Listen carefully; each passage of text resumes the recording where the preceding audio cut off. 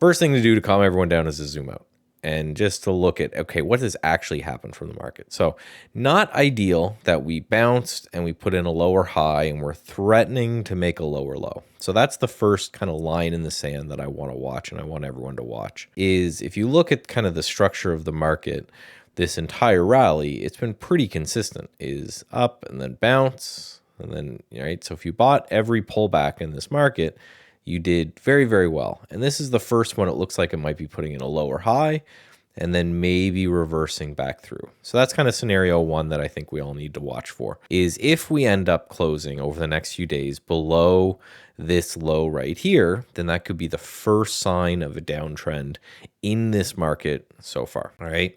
Now, that doesn't mean I think we're crashing and we're going to zero. We got to remember we were here around Halloween and it is the 14th. So we are 2 weeks later and we're still well above that price. So everything in context. There are some speculative growth companies that are getting killed. And this is one of those moments where hopefully you had a plan.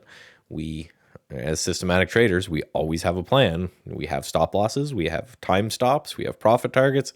Everything is planned out for us. So we're certainly not sweating here and we're in a whole bunch of cash. So that helps as well. But if you didn't have a plan, now is when you really got to slap yourself and say, even if we do reverse from here and bounce and rip, you didn't have a plan on when to raise cash. Because in these type of moments, if you were holding like a Palantir and it's down here right now, then you have no plan to get out, then you really have to sit and kind of reevaluate your trading, I think, as a whole. Because what should have happened, even for discretionary traders, is you should have gotten stopped out of a bunch of positions and you should be sitting on at least some amount of cash. And what you should be doing, and what I think you should be doing in these moments, is not panicking and saying, oh, the market's down a little bit, the world's coming to an end, blah, blah, blah, is these are the moments where you should build your list and think about stocks that maybe you liked but missed, and things that were speculative growth or